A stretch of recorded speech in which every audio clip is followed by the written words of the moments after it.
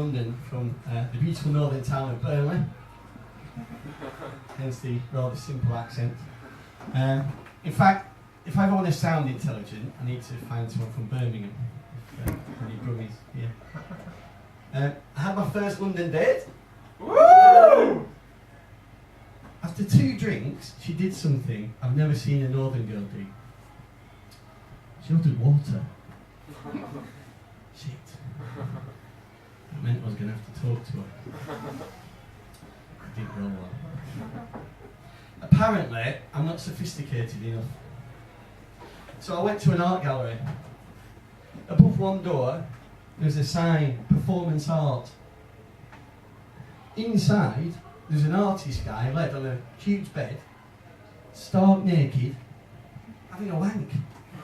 Art? Art? I didn't realise I'd been an artist for the last 25 years. So I had another date. Apparently, wanking isn't sophisticated. Especially over dinner. Something else I've noticed about London, if at some point in the night, anywhere in the world, disaster strikes, whether it's an earthquake in Japan, war in Syria, the first thing I'll see walking into work the next morning is the charity cake sale. I don't know how these women do it. They jump out of bed at 2 a.m. like cake baking ninjas. Earthquake, must bake cake. Do they have some sort of Batman system that shines a big cake in the sky? And I like the irony of it. Don't worry, starving African child, we will save you by stuffing our fat faces full of cake. And the main protagonists of this cake sale are scientific miracles. Julie from accounts. She eats lettuce for breakfast, lunch and dinner. Lettuce, nothing else. And puts on weight. Julie. Mind you, if all I ate was lettuce for breakfast, lunch and dinner every day, I'd be praying for a world disaster every night too, so I could eat some cake. And it's not that I'm fattest. I'm a great believer in equality. It was that belief in equality that led me to proper twat a midget the other week. I should probably explain. Winter Olympics. Did anyone watch the Winter Olympics? So, yeah. When those skiers are hurtling down that slope at 100 miles an hour, really, we're all just thinking,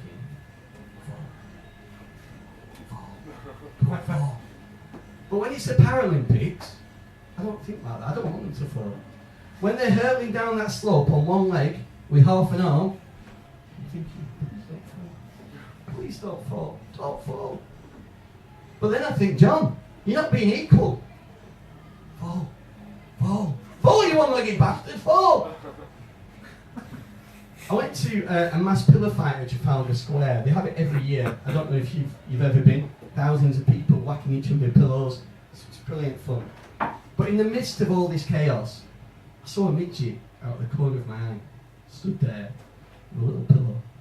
And every now and again, he'd run up and he'd hit someone, and they'd look back and they'd smile and they'd be like, oh, cute little midget. But they never hit him back. And I could tell he was sad. So in the name of equality, I ran over, boom! Admittedly, I probably should have hit him so hard his feet left the ground. And it wasn't until I hit the floor with it, I realised the full error of my ways. It wasn't too cute. Just a little boy. I can't go on Facebook these days without seeing lots of inspirational quotes posted everywhere. A champion is someone who gets up even when he can't. No, it's just vibrant. There's a Ivana Trump one that's always there. Gorgeous hair is the best revenge. Really? When that Bobbitt guy was stood there after his snip, looking down at his lifeless penis, I don't think he was thinking, at least she didn't get her hair done. But the one I see all the time compels you to follow your dreams. Follow your dreams. I don't know what your dreams are like. Mine are pretty fucked up. If I followed my dreams, I'd probably be in prison. If Martin Luther King had dreams like mine, his speech would have been very, very different. I had a dream. You may not have realised Martin Luther King had a bit of a Burnley accent, but you're just going to have to go with me on this one.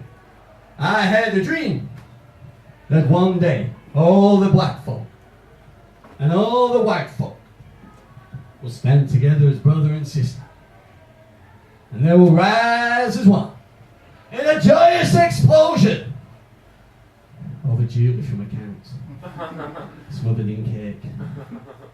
Happy John Trisket. Thank you.